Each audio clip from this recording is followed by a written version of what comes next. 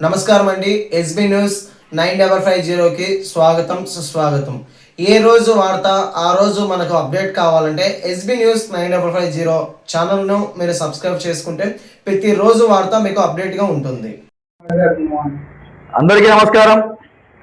గత 2-3 రోజుల నుంచి తెలంగాణలోని ప్రెస్ క్లబ్లలో కొందరు మిడిమిడి జ్ఞానం వేగల వ్యక్తులు, వాళ్ళెవరో కూడా పక్కింటి వాళ్ళు కూడా తెలియని వ్యక్తులు ఫేమస్ అవ్వడం కోసం పవన్ కళ్యాణ్ గారి గురించి, మన ఆంధ్రప్రదేశ్ ఉప ముఖ్యమంత్రి పవన్ కళ్యాణ్ గారి గురించి వాకుతూ అవాకులు చివాకులు పెడుతూ వాళ్ళకి ఇష్టమైన రీతిలో అది ప్రెస్ క్లబ్బా కాదా, అది లేకుంటే ఏమన్నా స్టేజ్ షో వేసే డ్రామా వేసే ఇదేమంటారు మన కామెడీ షోలు చేస్తారు, స్టాండప్ కామెడీ చేసే షోలు అనుకుంటున్నారా?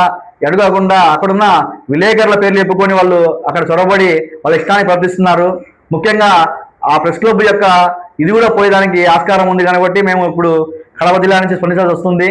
దీని అందరికీ కారణం ముందుగా మనం తెలంగాణలో ఉండేటువంటి ఒక ప్రొఫెసర్, ఆయన మాజీ ప్రొఫెసర్, ఆయన ప్రొఫెసర్ చెప్పుకుంటారు, ఆ నాగేశ్వరరావు గారు ఒక ఛానల్లో కూర్చొని ఆంధ్ర రాజకీయాల గురించి మాట్లాడింది ఆయన.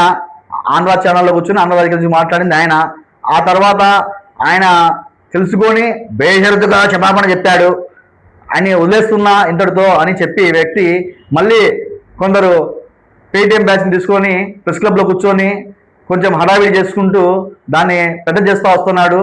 ఇదే సాకుగా తీసుకొని మరికొందరు వెధవలు, సన్నాసులు వీళ్ళందరూ కలిసి రోజు ఒక ప్రెస్ క్లబ్ పెంచుకొని తెలంగాణ ప్రెస్ క్లబ్లలో కూర్చొని వాళ్ళ ఇష్టానికి నోటికి ఏదొస్తుంది అవుతా ఉన్నారు. వీళ్ళందరికీ కూడా మూల్యం చెల్లించుకోవాల్సి తప్పదు. ఎందుకంటే ఆ రోజు రాష్ట్రం విడిపోయింది, మీరు రాజధాని ఉన్న హైదరాబాద్ తీసుకొని ప్రశాంతంగా ఉన్నారు, మేము ఏదో రాజధాని నిర్మించుకుంటూ ఆంధ్రప్రదేశ్ ప్రజలందరూ ఉన్నారు. ఈ రోజు మళ్ళీ వచ్చి ప్రతిసారి తెలంగాణ సెంటిమెంట్ అడ్డం పెట్టుకుని తెలంగాణ వచ్చేసినా కూడా మళ్ళీ మీరు తెలంగాణ సెంటిమెంట్ అడ్డం పెట్టుకొని మీ ఇష్టానికి వాగుతా మధ్యలో మా నాయకులను మీ ఇష్టానికి విమర్శిస్తే ఊరుకునేది లేదు. ఖబర్దార్, మీరు తెలంగాణ ముసుగు చేసుకొని ఉన్న తెలంగాణ ప్రజలందరూ కూడా, తెలంగాణ నాయకులందరూ కూడా ప్రశాంతంగా ఉన్నారు. ఆంధ్రాలతో ఎటువంటి విభేదాలు లేకుండా అందరూ ఆ రోజు ప్రాంతాల వారిగా విడిపోయినా మనసుల వారిగా మనం కలిసి ఉన్నామని ప్రేమ ఆప్యాయతలతో కలిసి ఉన్నారు.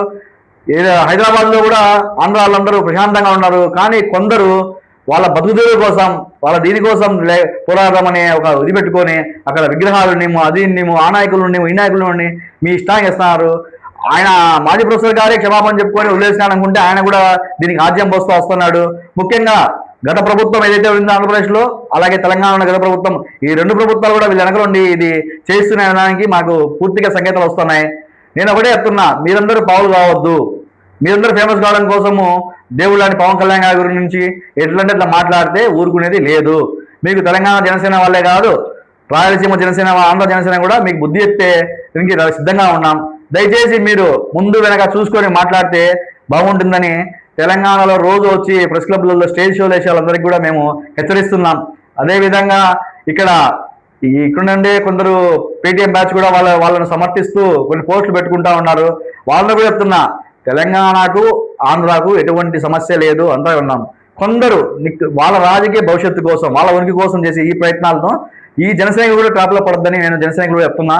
వాళ్ళందరికీ తగిన బుద్ధి చెప్పాల్సిన అవసరం ఉంది. ఖచ్చితంగా వాళ్ళకు బుద్ధి చెప్తారు. కర్మ రిటర్న్స్ అనేది ఉంటుంది. అలాగే పెద్దలు, ఆయన చదువుకున్న గొప్ప వ్యక్తి మేధావి ఆయన నాగేశ్వరరావు గారు కూడా ఒకసారి చెప్తున్నాం, మీరు ఇక్కడి నుంచి మీ పద్ధతిగా ఉంటే బాగుంటుంది. లేకపోతే మొత్తం భారతదేశంలో తెలుగు వాళ్ళందరూ కలిస్తే మీకు బుద్ధి చెప్తారు. మీరు దీన్ని కేవలం 2 రాష్ట్రాల మధ్యలో దీనిగా చూస్తున్నారు, కానీ ఇది కాదు. ఇది తెలుగు వాళ్ళ సమస్యగా మేము తీసుకుంటున్నాం.